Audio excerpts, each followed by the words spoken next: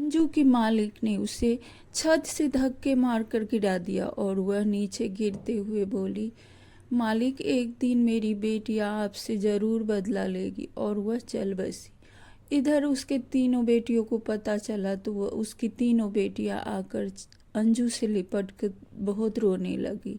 रानी, पुष्पा और चमेली तीनों बेटियां बहुत फूट फूट कर रो रही थी और कह रही थी, माँ, आपके बिना हम लोग कैसे रहेंगे। माँ, पापा तो हम लोगों को पहले ही छोड़ के जा चुके हैं, आप कहाँ चली गई। अंजू अपनी तीनों बेटियों से बहुत प्यार करती थी। उसके पति उसे छोड़कर दूसरी औरत के साथ रहने लगा था। अंजू एक ब्यूटी पार्लर में काम करने लगी। उसके मालिक का नाम राघवेंद्र था। राघवेंद्र बहुत ही कमीना टाइप का इंसान था। वह अंजू से बहुत काम करवाता था और बदले में उसे एकदम कम सैलरी देता था। अंजू काम करके पूरे दिन थक जाती थी। शाम को उसका पति अपनी भागी हुई औरत के साथ में मौज मस्ती में रहता, ऐशो आराम का जिंदगी काटता था। उसके पास बहुत धन दौलत थी। दरअसल वह राघवेंद्र ने ही भेजा था उसे उसकी संपत्ति हड़पने के लिए, लेकिन अंजू के पति को इसके बारे में कुछ पता ही नहीं था। एक दिन अंजू अपनी बेटियों के पास आई तो उन तीनों को बोला कि तुम लोग भी मेकअप करना सीख लो, कभी मैं ना रहूं तो तुम लोगों को कोई दिक्कत ना हो। और अपनी तीनों बेटियों को सिखा दिया। वह दर्द से तड़पती रहती और उसकी तीनों बेटियां उसे बहुत मालिश करती और अच्छे से उसका सब कुछ करती। दिन बीतता रहा, ठंडी का मौसम आया। उसकी बेटियां कहने लगी, माँ, बहुत ठंडी आ गई है, कोई रजाई ले लो ना। तभी अंजू अपने मालिक के पास गई और कहा, मालिक, कुछ पैसे बढ़ा दीजिए ना। ठीक है, शाम को मेरे घर पे आना। वह घर पर जाती है तो वह कहता है, अंजू, मैं तुमसे शादी करना चाहती हूँ, तू मुझसे शादी कर ले और ऐशो आराम की ज़िंदगी जी। तभी अंजू ने उसके गाल पे थप्पड़ मारा। यह उसके मालिक राघवेंद्र से बर्दाश्त नहीं और उसने लात मारकर अंजू को गिरा दिया। ये सब एक उसके पार्लर में दूसरी लड़की काम कर रही थी, उसने देख लिया और अंजू की तीनों बेटियों को बता दिया। अंजू की तीनों बेटियां ठान ली कि अब हम इस मालिक को छोड़ेंगे नहीं, इसको बर्बाद करके ही रहेंगे।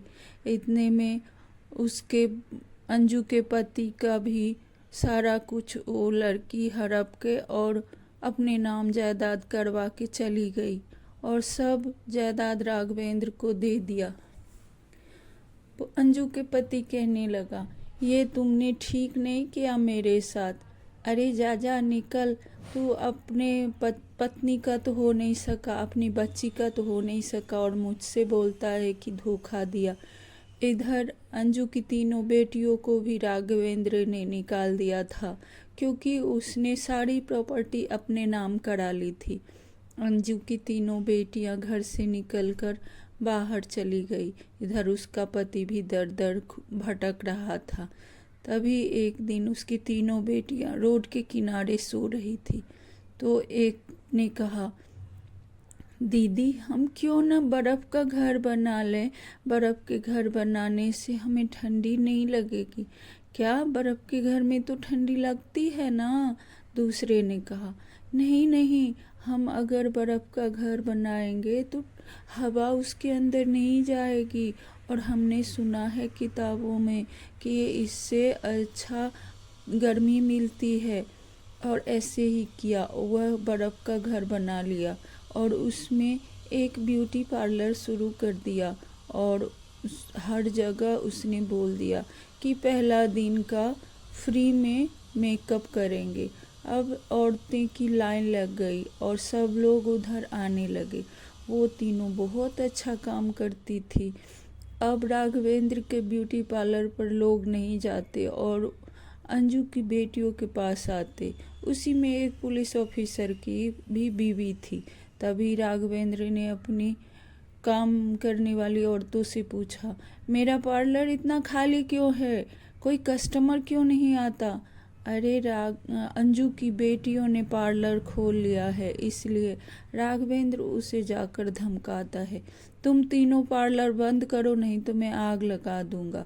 तभी अंजू ने उस पुलिस वाले को सारा कुछ बता दिया और कहा कि उसने मेरी माँ को भी मारा है। पुलिस वाले ने कहा, उसकी तलाश तो बहुत दिनों से है, और रात को वह छुप कर देखने लगा।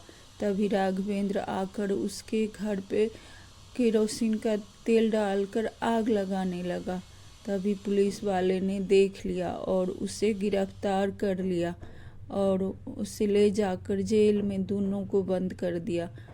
अंजू के पिता का सारा संपत्ति भी उसने वापस कर दिया। कहते हैं बुरे कामों का फल बुरा ही होता है। इधर अंजू के पति ने अपने बेटियों से माफ़ी मांगी और अपने बच्चों को अपने साथ में लेकर घर चला गया। अब उसकी तीनों बेटियां पार्लर का काम करती और सब लोग खुशी खुशी रहने लगे।